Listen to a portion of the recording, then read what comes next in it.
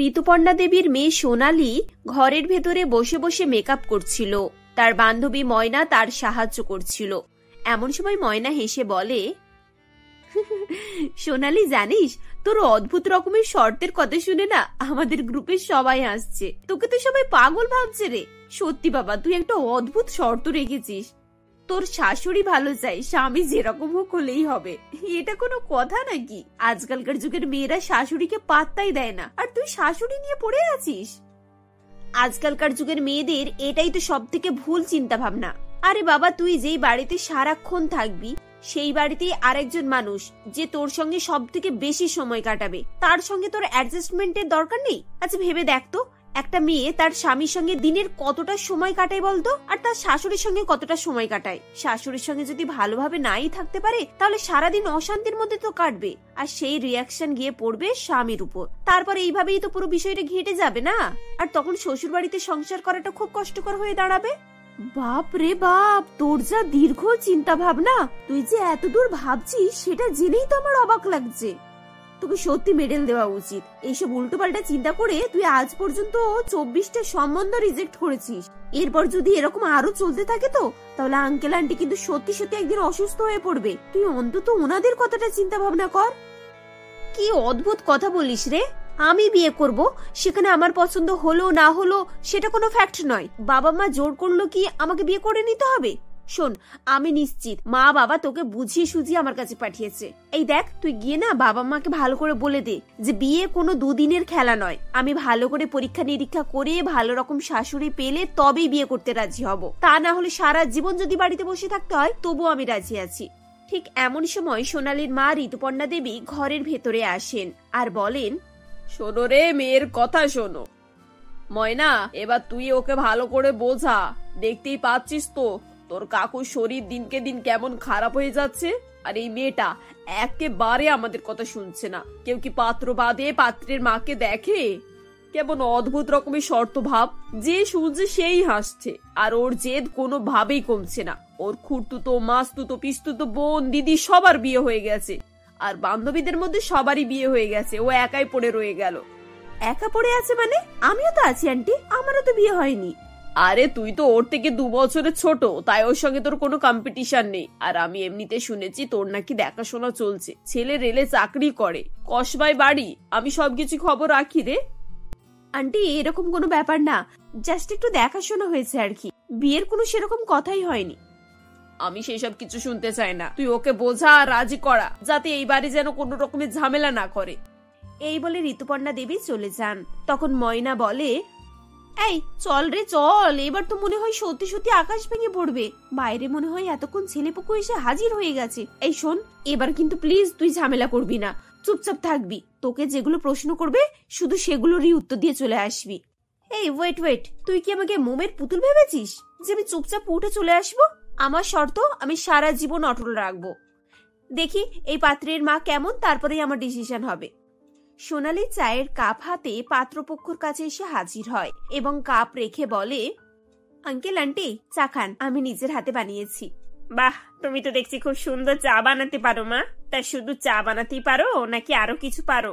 আরো কিছু মানে? আপনি আর কি চাইছেন?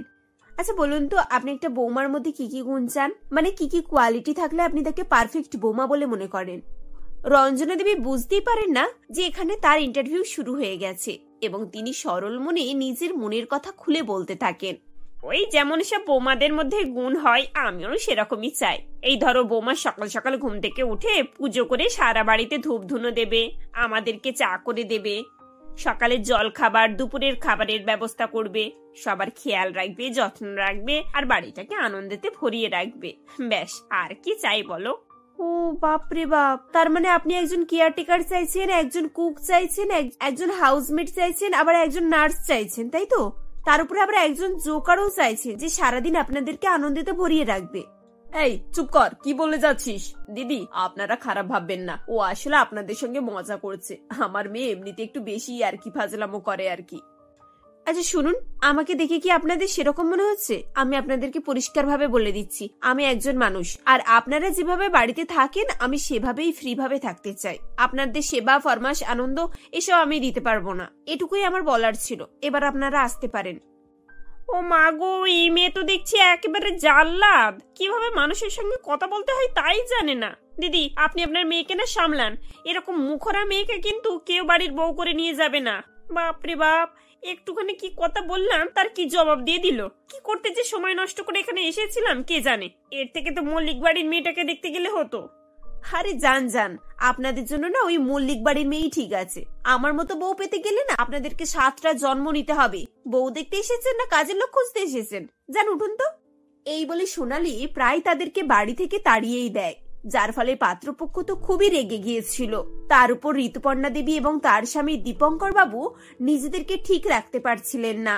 দীপঙ্কর বাবু তো অসুস্থ হয়ে পড়েন এবং মেয়ের সাথে কথা বলা বন্ধ করে দেন। তবে ঋতুপর্ণা দেবী মেয়েকে একেবারে কথা শুনিয়ে ঝালাপালা করে দেন, কিন্তু তাতেও সোনালির কোনো রকম কিছু যায় আসে না। সে নিজের ঘরে চলে যায় এবং কানে হেডফোন লাগিয়ে দিয়ে গান শুনতে থাকে।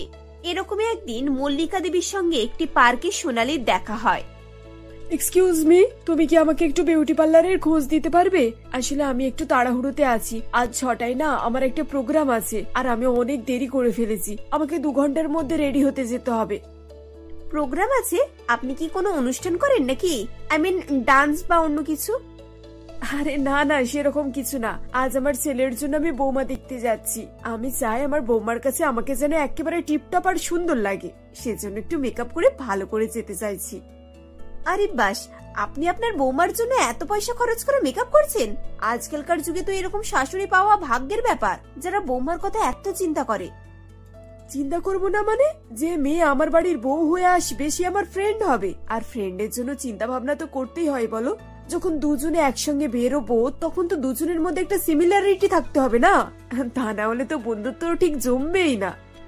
মল্লিকা দেবীর কথা শুনে সোনালির খুবই ভালো লাগে এবং সে মনে মনে চিন্তা করে, আচ্ছা এই মহিলাকে যদি আমি অন্য কোনো পাত্রী দেখতে না পাঠাই আর আমার সঙ্গে সময় কাটাতে বলি, কোন রকম ভাবে রাজি করিয়ে একেই আমার শাশুড়ি করব, একে হাতছাড়া করা যাবে না। এই বলে সোনালি তাকে বিভিন্ন কথায় আটকে রাখে এবং তাকে ভুলিয়ে ভালিয়ে সিনেমা দেখতে নিয়ে যায়। মল্লিকা দেবী এবং সোনালির সঙ্গে সময় কাটিয়ে খুব খুশি হন। এভাবে সেদিন তার পাত্রী দেখতে যাওয়া হয় না এবং পরদিন থেকেই মল্লিকাকে ফোন করে কথা বলে বন্ধুত্ব বাড়ানোর চেষ্টা করে এবং কথায় কথায় তাকে নিজের মনের কথা খুলে বলে। আন্টি দেখুন, আমি সোজা কথা সোজা ভাবে বলতে পছন্দ করি। আসলে আপনাকে না আমার খুব ভালো লেগেছে, আর আমিও না এরকমই একটা শাশুড়ি খুঁজছিলাম। আপনার যদি আপত্তি না থাকে তাহলে আপনি কি আমাকে আপনার বাড়ির বৌমা করতে পারেন? কি তুমি সত্যি বলছো? এটা তো খুব ভালো কথা। আমিও এমন বৌমা চাইছিলাম যে সবসময় আমার সঙ্গে বন্ধুত্বপূর্ণ ভাবে থাকবে, কারণ বাড়িতে না আমি সত্যি খুব একা। আমারও একজন ফ্রেন্ড চাই। এভাবেই সোনালির বিয়ের সম্বন্ধ পাকা হয়ে যায়। মল্লিকা দেবীর ছেলে রজত একটি বড় মাল্টিন্যাশনাল কোম্পানিতে চাকরি করত, সঙ্গে সঙ্গে কোম্পানির শেয়ার হোল্ডারও ছিল। তাই সারাদিনের প্রায় 70 ভাগ সময় সে তার কাজকে দিত এবং বাকি 30 ভাগ নিজের ঘুম, খাওয়া, আরাম এই নিয়েই কাটাতো। সোনালি রজতের সম্পর্কে বেশ কিছু না জেনে শুধু শাশুড়িকে দেখেই বিয়ে করতে রাজি হয়েছিল। বিয়ের পর রজতের অবস্থা দেখে সোনালির খুব একটা খারাপ লাগে না, কারণ তার মনে হয়েছিল যে যাই হোক না তার শাশুড়ি অন্তত তার পাশে আছে। বৌমা চলো আমরা একটু সিনেমা দেখে আসি। আজকে বাইরে ডিনার করবো, রান্না বান্না কিছু করতে হবে না। ও মাই গড, এটা তো খুব মজার প্রস্তাব। আপনার ছেলেকে বলি আমরা 3 জনে মিলে একসঙ্গে খুব মজা করব। আরে আরে, তুমি রজতের কথা বলছো? ও এইসব সিনেমা দেখা, ডিনার করা পছন্দ করে না। ওর সারাদিন তো অফিসেই কেটে যায় আর ওই উইকেন্ডে বন্ধুদের সঙ্গে পার্টি করে। বাড়িতে সময় কাটানোর মতো ওর একটুকু সময়ই নেই। সেই জন্যই তো আমি খুব বিরক্ত হই, আর সেজন্যই তো তোমার মতো বৌমাকে খুঁজছিলাম। ও আচ্ছা, ঠিক আছে, চলুন আমরা দুজনেই যাই তাহলে। এভাবেই তারা দুই শাশুড়ি বৌমা সিনেমা দেখতে চলে যায়। তারপর ডিনার করে শপিং করে বাড়ি ফিরে আসে। এভাবেই সোনালী শ্বশুর বাড়িতে দিন শুরু হয়। প্রত্যেক দিন তারা দুই শাশুড়ি বৌমা সকাল থেকে রাত অব্দি গল্প করত, একসঙ্গে আড্ডা দিত এবং ঘুরতে যেত। কিন্তু কতদিনই বা এই রুটিন মানুষের ভালো লাগে। সোনালী যখনই তার স্বামীর সঙ্গে কোথাও বেড়াতে যাওয়ার কথা বলতো বা একটু সময় কাটানোর কথা ভাবতো, তখনই তার স্বামী কাজের বাহানা দেখিয়ে চলে যেত এবং শাশুড়ি এসে হাজির হয়ে যেত। দিনকে দিন এই একই ঘটনায় সোনালী বিরক্ত হয়ে ওঠে এবং শাশুড়ির এত মাতামাতি তার ভালো লাগতো না। একদিন সোনালী তার শাশুড়ির সঙ্গে রেস্টুরেন্টে খেতে গিয়েছিল। এমন সময় ময়নাও তার স্বামী এবং বাচ্চার সঙ্গে রেস্টুরেন্টে খেতে গিয়েছিল। সোনালীকে দেখে সে এগিয়ে আসে আর বলে, কি রে সোনালি, তুই কেমন আছিস? শাশুড়ির স্বামীর সঙ্গে রেস্টুরেন্টে খেতে এসেছিস বুঝি? আমি আমার ছেলের স্বামীর সঙ্গে এসেছি। কই তোর হাজবেন্ডকে ডাক না, আলাপ করি একটু। না মানে ও আসেনি রে, ওর একটু মিটিং আছে, সেজন্য একটু ব্যস্ত। আমি আমার শাশুড়ির সঙ্গেই এসেছি।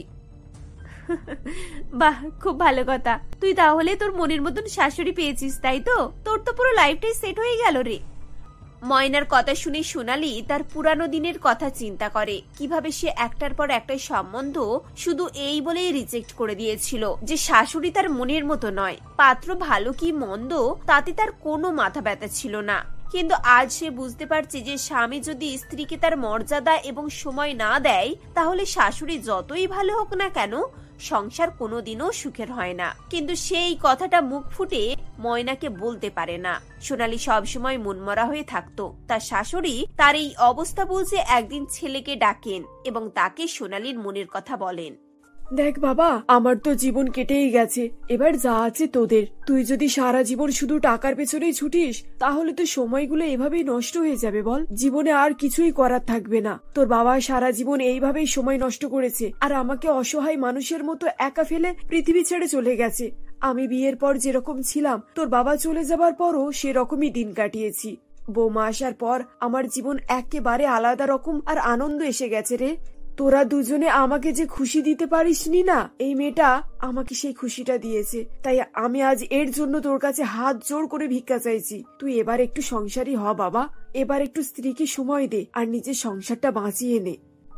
মা এভাবে বোঝালে রজত তার ভুল বুঝতে পারে এবং এর পর থেকেই পুরোপুরি সমস্ত জিনিসটা পাল্টে যায়। সে সোনালির সঙ্গে সময় কাটাতে শুরু করে এবং সোনালির সঙ্গে মেশার পর থেকেই সে নতুন করে জীবনের স্বাদ বুঝতে পারে। এরপর থেকেই সোনালির স্বামী এবং শাশুড়িকে নিয়ে সুখে শান্তিতে সংসার করতে থাকে। অনুপমা দেবী তার 5 বৌমা রিয়া, জয়া, লতা, মিতা ও সুমিকে নিয়ে একটি মাটির কুঁড়ে ঘরে বসবাস করত। হঠাৎ শীতার সাথে তাদের ছোট ভাঙা বাড়িতে ঠান্ডা বাতাস ঢুকতে থাকে এবং তাদের কষ্ট অনেক বেড়ে যায়। এমন সময় অনুপমা দেবী রিয়াকে বলে, রিয়া বৌমা, জানালার দরজাগুলো ভালো করে বন্ধ করে দাও, প্রচন্ড বাতাস ঢুকছে, হাড়ের মজ্জা পর্যন্ত কেঁপে উঠছে। এরপর রিয়া উঠে গিয়ে ভালো করে জানালা দরজা লাগায় এবং এসে বসে পড়ে, কিন্তু তার বসে পড়ার সঙ্গে সঙ্গে দরজা জানালা আবার খুলে যায়। তখন রিয়া বলে, মা, আমাদের বাড়ির জানালা দরজাগুলো একেবারে নষ্ট হয়ে গেছে, এগুলো ভালো করে আঁটা যায় না, দরজা জানালাগুলো মেরামত করলে অন্তত বাতাসটা আটকানো যেত। তুমি ঠিক বলেছ বৌমা, এই এতগুলো মানুষের বাস, এইটুকু বাড়ি, তার উপরে দরজা জানালা সব নড়বড়ে। জানি না উপরওয়ালা কবে আমাদের সুখের দিন দেখাবে। এমন সময় জয়া বলে, আমাদের স্বামীদের আসার সময় হয়ে গেছে, তাদের জন্য এবার খাবার রান্না করতে হবে। কিন্তু এত ঠান্ডাতে বাইরে রান্না করব কি করে? তাছাড়া এত জোরে জোরে বাতাস বইছে, উনুন তো নিভে যাবে। এক কাজ করলে হয়, চলো আমরা বাইরে থেকে উনুনটা বাড়ির ভিতরে নিয়ে আসি, আজ না হয় বাড়িতেই বসে বসে রান্নাটা করে নেব। এই বলে তারা সবাই বাইরে থেকে উনুন নিয়ে ঘরের ভিতরে আসে এবং রান্নাবান্না শুরু করে। ঘর উনুনের আগুনে অনেকটা গরম হয়ে যায়। তখন তারা 5 বউ এবং শাশুড়ি মিলে আরাম করে হাত সেঁকতে থাকে। এমন সময় অনুপমা দেবী বলেন, আমরা তো ঘরের ভিতরে এই গরম উনুনের আঁচে হাত সেঁকছি, কিন্তু আমার 5 ছেলে এখনো বাইরে রয়েছে। তারা এই শীতের রাতে না জানি কত কষ্ট পাচ্ছে, কখন যে ফিরে আসবে তাও তো কিছু জানি না। অনুপমা দেবীর 5 ছেলে মোহন, সোহম, অতনু, প্রকাশ ও দীপু পেশায় কাঠুরে ছিল। তারা প্রত্যেকদিন ভোরে উঠে জঙ্গলে কাঠ কাটতে যেত। জঙ্গলে শুকনো কাঠ কাটার পর সেই কাঠগুলো বাজারে বিক্রি করে যা রোজগার করত তা দিয়ে তাদের সংসার চলত। সেদিনও বাজারে কাঠ বিক্রি করে সন্ধ্যাবেলা শীতে কাঁপতে কাঁপতে তারা বাড়ি ফিরে আসে। তাদেরকে দেখে অনুপমা দেবী বলে, বাবা, তোরা ফিরে এসেছিস, আমি এক্ষুনি তোদের কথাই ভাবছিলাম। আজ প্রচন্ড ঠান্ডা, আয় বাবা ভিতরে আয়, উনুনে একটু হাত সেক, দেখবি একটু আরাম পাবি। হ্যাঁ হ্যাঁ, বাইরে যা ঠান্ডা, গত 20 বছর এইরকম ঠান্ডা পড়েনি। ঠান্ডায় যেন ভিতরটা পুরো ঝনঝন করছে। তা তোমাদের রান্না কত দূর হলো? খুব খিদে পাচ্ছে যে, আজকে সারাদিন কাজের চাপে সেরকম কিছু খাওয়াও হয়নি। রান্না এখনো কিছুটা বাকি আছে। আপাতত তোমরা এক কাজ করো, একটু গরম চা করে দিচ্ছি, খাও, তারপর রাতের খাবার খাবে। তাই দাও, এই ঠান্ডাতে শরীরটা পুরো বরফের মতো জমে যাচ্ছে, চাটা খেলে মনে হচ্ছে একটু আরাম পাবো। এমন সময় অনুপমা দেবী বলেন, বাবা শোন না, বাড়িটা না মেরামতের কিছু ব্যবস্থা কর, তার উপরে জানালা দরজাগুলো একেবারে অকেজো হয়ে পড়েছে। অনুপমা দেবীর কথা শুনে সোহম বলে, কিন্তু মা, এই বাজারে আমরা কেমন করে বাড়ি মেরামত করব? এত পরিশ্রম করে সংসার চালাতে কি সব শেষ হয়ে যায়? তার উপরে যে বাড়ির অবস্থা, এতে হাত দিলে এখন অনেক টাকার ব্যাপার। এটাও তোরা ঠিক বলেছিস বাবা, বাড়ির যা নড়বড়ে অবস্থা, এতে হাত দেওয়া মানে পুরোপুরি মেরামত করতে হবে। তাতে নতুন বাড়ি তৈরি করার মতোই খরচ হয়ে যাবে, আর বাড়ি তৈরি করার মতো তো এখন অবস্থা আমাদের নেই। আচ্ছা বলছিলাম, তোমরা গ্রামে কোনো কাজ খুঁজে দেখো না, কোনো ফ্যাক্টরিতে বা অন্য কোথাও, তাতে যদি কিছুটা বেশি মাইনে পাও তাহলে হয়তো আমাদের পরিস্থিতি পাল্টাবে। জয়া, আমাদের গ্রামটা অনেক ছোট, এখানে মানুষ দিন আনে দিন খায়, এখানে কাজ পাওয়া খুবই মুশকিলের ব্যাপার। তাছাড়া এখন কাঠের ব্যবসা থেকে বেরিয়ে আসা সম্ভব না। সেদিন রাতে খাওয়া দাওয়ার পর তারা মেঝেতে বিছানা করে। তাদের ঘরে একটি মাত্র ছেঁড়া কম্বল ছিল, গায়ে দেওয়ার মতো ভালো কোনো কম্বলও ছিল না তাদের। কম্বলটিকে হাতে নিয়ে রিয়া বলে, এই কম্বলটা মাকে দিচ্ছি, আমরা না হয় ছেঁড়া চাদর কাঁথা গায়ে দিয়ে শুয়ে পড়বো, এই ঠান্ডাতে ওনার অনেক কষ্ট হবে। ঠিক বলেছো তুমি, এটা মাকেই বরণ দিয়ে দাও। এরপর তারা সেই কম্বলটি অনুপমা দেবীকে দিয়ে দেয় এবং 5 ছেলে বউ অনুপমা দেবী বিছানায় ঘুমিয়ে পড়েন। শুয়ে শুয়ে অনুপমা দেবী মনে মনে বলেন, আজ আমার এমন অবস্থা, আমার 5 ছেলে আর 5 বৌমাকে একই ঘরে কষ্টের সঙ্গে দিন কাটাতে হচ্ছে। ওরা ওদের মনের শখ আহ্লাদও কিছু পূরণ করতে পারছে না। আমাদের এই দুঃখের দিন কবে যে শেষ হবে কেই জানে। পরের দিন গ্রামের একটি কম্বলওয়ালা কম্বল বিক্রি করতে আসে। সে হেঁকে হেঁকে কম্বল বিক্রি করে এবং বলে, কম্বল আছে, কম্বল, ভালো ভালো কম্বল আছে, দিদিরা বৌদিরা নিয়ে যান, নরম নরম গরম গরম কম্বল, গায়ে দিলেই আরাম, অরিজিনাল ব্র্যান্ডেড পাবেন, একদম কম দামে, চলে আসুন চলে আসুন। কম্বলওয়ালার ডাক শুনে গ্রামের মেয়েরা তার কাছে গিয়ে কম্বল কিনতে শুরু করে। দেখতে দেখতে বেশ কয়েকটি কম্বল বিক্রিও হয়ে যায়। এমন সময় অনুপমা দেবী সেখানে যান এবং কম্বলওয়ালাকে বলেন, বাবা, তোমার এই কম্বলগুলো তো বেশ ভালো দেখছি, তাই এতে কি ভালো শীত কাটবে? শীত কাটবে না মানে কি বলছেন মাসিমা? এই কম্বল গায়ে দিলে শীতের বাবাও ভয় পাবে। এ কি জয়তাই কম্বল নাকি? এটা হচ্ছে কাশ্মীরি কম্বল। তা বাবা, তোমার কম্বলগুলো কত করে দাম? যদি সস্তায় দাও তাহলে একখানা কম্বল নিতে পারি। এক পিসের দাম হচ্ছে 2000 টাকা। আমি আপনার জন্য 100 টাকা কমাতে পারি, নেবেন কিনা বলুন। সে কি 2000 টাকা? আমি তো ভাবলাম 300 350 টাকা হবে। আমার কাছে তো অত টাকা নেই বাবা। কম্বলওয়ালার এমন আচরণে অনুপমা দেবী মনে মনে কষ্ট পান এবং বাড়ি ফিরে এসে তিনি তার বউদেরকে বলেন, জানো বৌমা, টাকা পয়সা না থাকলে আজকাল কাকপক্ষীয় মানুষদেরকে দুর্চি করে, আর জিনিসপত্রের কি দাম। আমি যখন ছোট ছিলাম তখন 2 টাকায় কম্বল পাওয়া যেত। অনুপমা দেবী যখন এভাবে কথা বলছিলেন তখন তার বাড়িতে সুস্মিতা নামে একটি প্রতিবেশী আসে এবং তাকে একটি খাবারের ঠোঙা হাতে দিয়ে বলে, কি গো মাসিমা, কেমন আছো? ঠান্ডাতে তো একেবারে জমে গিয়েছো দেখছি। এই নাও, আমি তোমাদের জন্য দার্জিলিং এর বিখ্যাত কমলা লেবু এনেছি, খেয়ে দেখো, দারুণ মিষ্টি। আরে সুস্মিতা, তুমি কি আজ ফিরেছো? তা কেমন বেড়ালে বলো? শুনেছি ওখানে নাকি বরফ পড়ে, তা বরফ হাতে নিয়ে দেখেছো? বরফ দেখিনি মানে? আমরা তো বরফের জন্যই এই সময়টা বেড়াতে গিয়েছিলাম। চারিদিকটা সাদা বরফে ঢাকা, আর এত সুন্দর চা বাগান, আর এত সুন্দর চা বাগান, কমলা লেবুর বাগান, যে তোমাকে কি বলবো গো মাসিমা, আমার তো ওখান থেকে আর ফিরে আসতেই মন করছিল না। ও তাই নাকি? তা হ্যাঁ গো, অত ঠান্ডা, বরফ পড়েছে বলছো, ওখানে মানুষজন থাকে কি করে? আমরা তো এখানে এই বাতাসটাকেই সহ্য করতে পারছি না, ওখানকার মানুষেরা কি করে এত শীত আর বরফ সহ্য করে? জানো তো মাসিমা, ওরা সব কাঠের বাড়িতে থাকে। ওদের কাছে শুনলাম কাঠের বাড়িতে নাকি ঠান্ডা একেবারে প্রবেশ করতে পারে না, তাই ওদেরকে অত ঠান্ডা লাগে না, আর কষ্টও হয় না। সুস্মিতার কথা শুনে রিয়া ও জয়ের মাথায় একটি বুদ্ধি খেলে যায়। সুস্মিতা চলে যাওয়ার পর তারা অনুপমা দেবীকে বলে, মা, আমাদের মাথায় একটা বুদ্ধি এসেছে, সুস্মিতাদির মুখে শুনলাম কাঠের বাড়িতে নাকি ঠান্ডা কম ঢোকে। বলছিলাম আমরা যদি শীতের দেশের মতন কাঠের বাড়ি তৈরি করি তাহলে কেমন হবে? আর তাছাড়া কাঠের বাড়িতে তো খরচও খুব কম। আমাদের স্বামীরা তো ভালো কাঠ চেনে, ওরা বরং ভালো ভালো কাঠ কেটে মিল থেকে সাইজ করে কেটে নিয়ে আসবে। তারপর সবাই মিলে যদি লাগি তাহলে বাড়িটা তো তৈরি করে নিতে পারবো। রিয়া ও জয়ার কথা অনুপমা দেবীর বেশ মনে ধরে। তার 5 ছেলে বাড়ি ফিরে আসার পর তিনি তাদেরকে বসিয়ে এ ব্যাপারে কথা বলেন।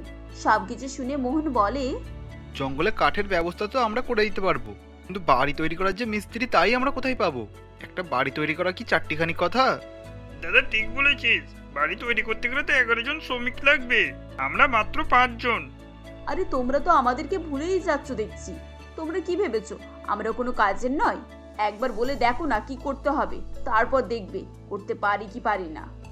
রিয়ার কথা শুনে মোহন হেসে বলে, তাই নাকি? তাহলে তোমরা কাল থেকে আমাদের সঙ্গে জঙ্গলে যেও। আমরা 5 জনে কাঠ কাটবো আর তোমরা 5 বউ মিলে কাঠগুলো বাড়িতে নিয়ে আসবে। ঠিক আছে, তবে তাই হবে। আমরা সকাল সকাল কাজ কাম সেরে বেরিয়ে পড়বো। মা আপনি এদিকটি সামলে নেবেন তো? হ্যাঁ হ্যাঁ, আমি এদিকটা দেখে নেব, ও নিয়ে তোমাদেরকে ভাবতে হবে না। তোমরা বরং বাড়ি তৈরির ব্যাপারটা দেখো। যাই হোক করে মাথা গোজার মতো একটা ভালো ঠাঁই হয়ে গেলে আমাদের চিন্তা অনেকটাই কমে যাবে। তাহলে অনুপমা দেবীর 5 ছেলে জঙ্গলের উদ্দেশ্যে বেরিয়ে পড়ে। বাড়ির কাজকর্ম সেরে 5 বউ জঙ্গলে যায় এবং তাদের স্বামীদের কেটে রাখা কাঠ, বাঁশ ইত্যাদি ধরাধরি করে নিয়ে আসে। টানা 4 দিন পরিশ্রমের পর তারা জঙ্গল থেকে অনেকটা পরিমাণ কাঠ ও বাঁশ সংগ্রহ করতে সক্ষম হয়। এরপর শুরু হয় সাইজ করে সেগুলোকে কাটা এবং কাঠামো তৈরি করার কাজ। দিনরাত পরিশ্রম করে প্রায় 15 দিন পর তারা 6 কামরার একটি সুন্দর বাড়ি তৈরি করে ফেলে এবং বাড়ি তৈরি করা শেষ হলে অনুপমা দেবী বলেন, আরে আমার তো বিশ্বাসই হচ্ছে না আমার ছেলে বৌমা সবাই মিলে এত সুন্দর একটা বাড়ি তৈরি করে নেবে। সবকিছুই আমার কাছে স্বপ্নের মতো বলে মনে হচ্ছে। মা এটা স্বপ্ন নয়, এটাই বাস্তব। আপনি ভালো করে বাড়ির ভেতরটা গিয়ে দেখে আসুন, আর কেমন হয়েছে বলুন। ঘরের মধ্যে সব থেকে বড় রুমটা আপনার। আরে আমি বুড়ো মানুষ, আমাকে বড় কামরা দেওয়ার কি দরকার? ছোটখাটো একটা জায়গা হলেই আমার হয়ে যাবে। বড় ঘর তোমরা নাও বৌমা। না মা, আপনি সারা জীবন কষ্ট করে আপনার ছেলেদেরকে মানুষ করেছেন, আপনি নিজে কখনো ভালো জায়গায় থাকেননি, তাই এটা আপনার জন্য আমরা সকলে করেছি। বৌমা, তোমাদের ব্যবহারে আর কাজে আমি অনেক খুশি হয়েছি। আমার ছেলেরা এই বাড়ি তৈরি করতে তোমাদের সাহায্য করলেও আসল কৃতিত্ব কিন্তু তোমাদেরই। তোমাদের মাথা থেকে বুদ্ধি না বেরোলে এরকম কাজ কখনোই সম্ভব হতো না। মা তুমি একেবারে ঠিক বলেছো, ওরা সাহস দিয়েছে বলেই তাই জন্য এই কাজটা আমরা এগিয়ে যেতে পারলাম। প্রথম তো আমরা বিশ্বাসই করতে পারছিলাম না যে কাঠের তৈরি করা সম্ভব, কিন্তু তোমার বৌমারা কখনোই হতাশ হয়নি। ওদের মনোবল দেখেই তো আমরা জোরটা পেলাম, আর আজকে আমাদের পরিশ্রমের ফল এই চোখের সামনে রয়েছে। বাড়ি তৈরির পর তাদের বানানো অভিনব কাঠের তৈরি বাড়ি দেখতে গ্রামের মানুষেরা সেখানে জড়ো হয়। এত সুন্দর বাড়ি দেখে সবাই 5 ছেলের সুনাম করতে থাকে। অরুণবাবু নামের এক ভদ্রলোক বলেন, দিদি সত্যি আপনার 5 ছেলে মিলে অসম্ভব কি সম্ভব করেছে। বাড়ির কাঠামো তো দেখছি খুব মজবুত হয়েছে, আর সামনের দিকে যে ডিজাইনটা এটাও তো খুব সুন্দর হয়েছে, একেবারে সাহেবদের মতো। দাদা, এই বাড়ি তৈরিতে শুধু আমার ছেলেদের কৃতি নেই, এতে আমার 5 বৌমার বুদ্ধিও সামিল রয়েছে। ওরাই বুদ্ধি দিয়ে ব্যাপারে ছেলেদেরকে উৎসাহিত করেছিল। আপনি একদম খাঁটি কথা। তাহলে তো আপনি খুব ভাগ্যবতী। গ্রামের শাশুড়িরা বউদের নিয়ে দিনরাত তো অশান্তির মধ্যেই থাকে, আজকে এই ঝামেলা কালকে ওই ঝামেলা, এইসব নিয়েই তো দিন কাটে ওদের। সেদিক থেকে দেখতে গেলে তো আপনার বৌমারা খুবই ভালো। এ তো দেখছি প্রকৃতপক্ষে বাড়ির লক্ষ্মী। আপনি একদম খাঁটি কথা বলেছেন দাদা। সত্যি আমার বৌমারা আমার বাড়ির লক্ষ্মী। ওরা যেমন বুদ্ধিমতী তেমন পরিশ্রমী। আমার এই কষ্টের সংসারে ওরা এসে আমার বাড়িটাকে আনন্দে ভরিয়ে দিয়েছে একেবারে। এরপর তারা তাদের তৈরি সেই কাঠের বাড়িতে আরাম করে থাকতে শুরু করে এবং ঠান্ডার হাত থেকে রক্ষা পায়। তবে এবার তারা তাদের রোজগারের কথা চিন্তা করে। এমন সময় জয়া বলে, আচ্ছা তোমরা কতদিন এভাবে কাঠ কেটে বাজারে বিক্রি করে সংসার চালাবে? একটা কিছু ব্যবস্থা করলে হয় না? আমরা এই বয়সে নতুন কি কাজ করব বলো? কাঠের কাজ ছাড়া আর কিছুই ভালোভাবে পারি না। এটা তো খুব ভালো কথা। তোমরা যখন কাঠের ব্যাপারে এত কিছু জানো তাহলে কাঠ নিয়ে ব্যবসা করো। ধরো তোমরা কাঠ দিয়ে বিভিন্ন রকমের ফার্নিচার বানালে, যেমন চেয়ার, টেবিল, খাট, আলমারি। আইডিয়াটা খুব খারাপ না তো। এইভাবে তো কাজ করাই যেতে পারে। পরে যদি সেরকম না লাভ হয় তাহলে আমরা আবার পুরাতন কারবারে ফিরে যাব। এরপর থেকে তারা 5 ভাই মিলে জঙ্গল থেকে কাঠ কেটে আনে এবং তা দিয়ে ফার্নিচার তৈরি করার কাজ শুরু করে। গ্রামের মধ্যে হাতের তৈরি ফার্নিচার পেয়ে গ্রামের মানুষ ধীরে ধীরে তাদের কাছ থেকেই ফার্নিচার কেনা শুরু করে ও তারপর তারা ফার্নিচারগুলো বেশ কম দামে বিক্রি করে। ধীরে ধীরে তাদের বিক্রি বেড়ে যায়। কিছুদিন পর 5 ভাই মিলে বাড়ির সামনে একটি কারখানা খোলে। এরপর কারখানায় কিছু লোক রাখে এবং ব্যবসা অনেক গুণ বাড়িয়ে ফেলে।